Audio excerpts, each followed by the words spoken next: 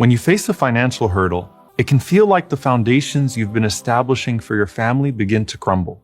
Then you start to question everything. Are others better off because they work harder than me? Is it my fault that I'm in poverty? How can we understand the blessing of rizq while also understanding the blessing of being deprived? It all starts from a single truth. Allah has already decreed your rizq for you. Losing wealth can be devastating. There is the uncertainty of the future, the regret from the past, and the feeling like all of your hard work just went to waste. Even more than your own grief and anxiety, there can be the shame of facing your family. You feel like you failed them. You fear that they've lost respect for you. And then you witness the tears of your loved ones, and it hits you like an arrow to the heart. The tension in a household that is going through a tough time is going to be felt by everyone, especially the kids. But in everyone learning to accept a new financial circumstance, there's a potential growth that could prepare you for anything that is to come. It's sometimes the first potential iman-breaking or iman-making test that Allah subhanahu wa ta'ala is going to give you. Before Allah tested Ayyub alayhi salam with his family and his health, He took all of his wealth away. Before Allah took Khadija and Abu Talib away from the Prophet sallallahu alaihi wasallam, He tested him with the boycott and the loss of all of his possessions. Accepting your rizq is at the core of accepting the life that Allah has decreed for you going forward. Abdullah ibn Mas'ud radiyallahu ta'ala anhu said, حَبَّذَا الْمَكْرُهَانِ الْمَوْتِ وَالْفَقْرِ. Accept two things that you dislike, death and poverty. And he said, by Allah, I do not care whether Allah tests me with wealth or poverty, for the right of Allah in each of them must be fulfilled. So if it is wealth, then the answer is gratitude. And if it is poverty, then the answer is patience. And that's what Sufyan al-Thawri rahimahullah said, true richness is only found in contentment. Just like the Prophet sallallahu alaihi wasallam said, if Allah wills good for a servant, He puts richness in his soul, meaning that person is going to be content with whatever he has and is always going to feel rich. And the Prophet sallallahu alaihi wasallam said, and if Allah wills harm for a servant, جَعَلَ فَقْرَهُ بَيْنَ عَيْنَيْهِ. He places poverty right in front of his eyes, meaning no matter what he actually possesses, he always sees poverty. So should we love deprivation then? In some ways, yes. The Prophet ﷺ said, if only you knew the rewards that you had with Allah, you would want to be increased in poverty and need. But the Prophet ﷺ wasn't saying to ask for the circumstance of poverty. He was saying to ask for the rank of the poor and the blessing of perspective that comes with being poor. A person not given too much of this world is just not going to be as deluded by it as someone who has so much of it. And if he's content, he's happy here, and he's happy in the hereafter. In fact, his contentment makes up for the other deeds he could never do. Imam Hassan al-Basri rahimahullah said, "Man radiya min Allahi bil yasiri min al-rizq, radiya Allahu minhu bil qalili min al-amal." Whoever is pleased with Allah with a little bit of sustenance, Allah is going to be pleased with a little bit of his deeds. So being content with Allah no matter what the circumstances can lead to Allah being pleased with you in the next life and fast-tracking you to Jannah. And subhanAllah, the majority of this ummah are of this mold. Simple, poor people who do their dhikr, who maintain their obligations, and who sleep with full hearts even if they have empty stomachs. And it's no coincidence. Yahya bin Mu'adh rahimahullah said, verily the poor only become happier than the rich because of their remembrance of Allah, for they are in the custody of Allah. And look at what he says. He says, if the siege of poverty were to be lifted from them, you would find few of them still remembering Allah subhanahu wa ta'ala. Because that's how we are as human beings. Now there's a Bilal path to Jannah, and there's a Abdurrahman ibn Auf path to Jannah. The path of hardship and the path of generosity. Most people get into Jannah through the Bilal path, but the Ummah always needs its Ibn Aus. But how many people with full stomachs have limitless cravings that leave them spiritually starved?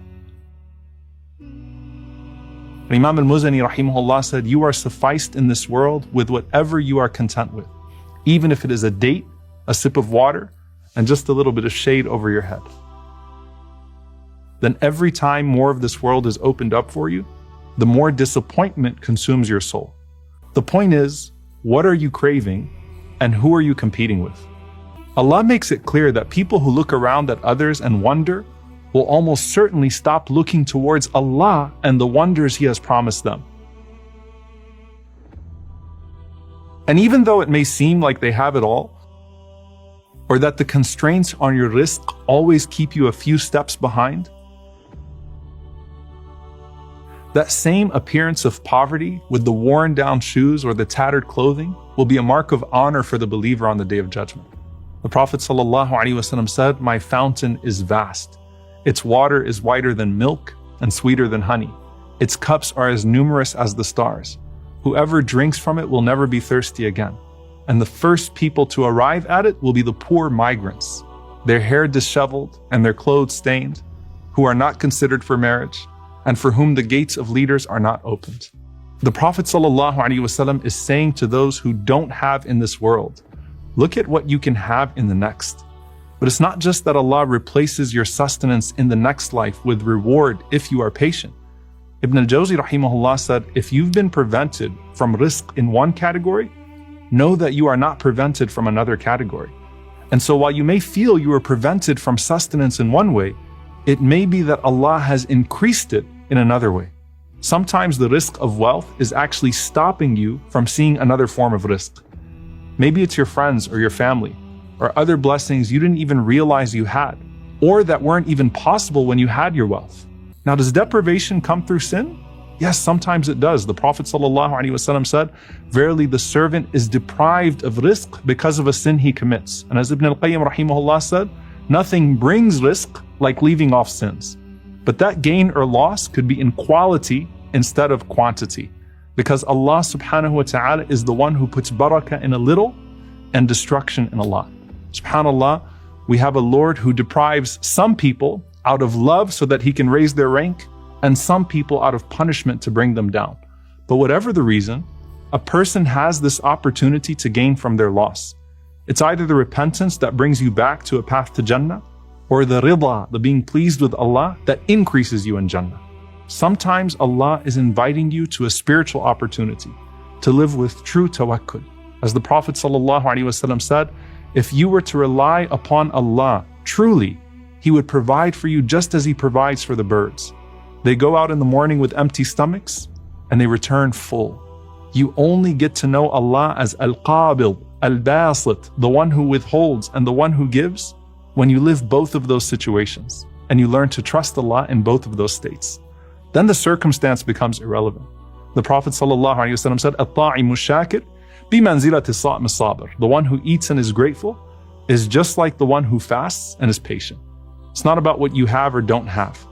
It's about your ability to see Allah through both poverty and prosperity. There was a debate between two Islamic scholars in the past. One of them was rich and the other one was poor. So the one who was poor comes late and he takes this shot at the other one and he says, I'm sorry, I got distracted because I ran out of oil for my lamp. So the rich scholar, he responded and he said, well, I too was distracted because of how beautiful my chandeliers were. The point is that they both had their tests and they both got to know Allah through their tests.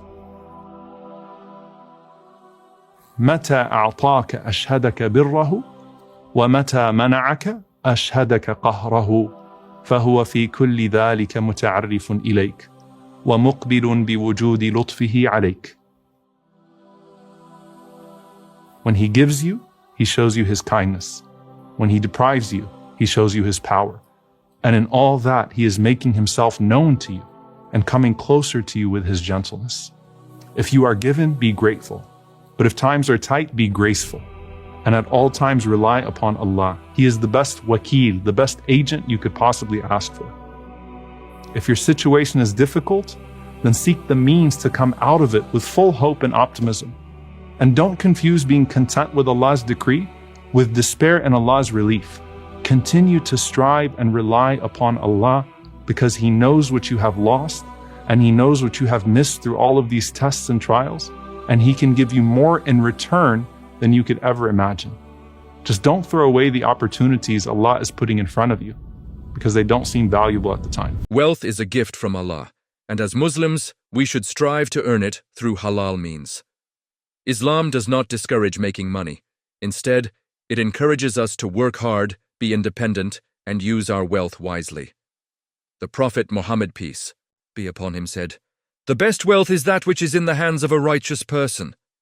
When you have money, you have the power to improve your life and help others.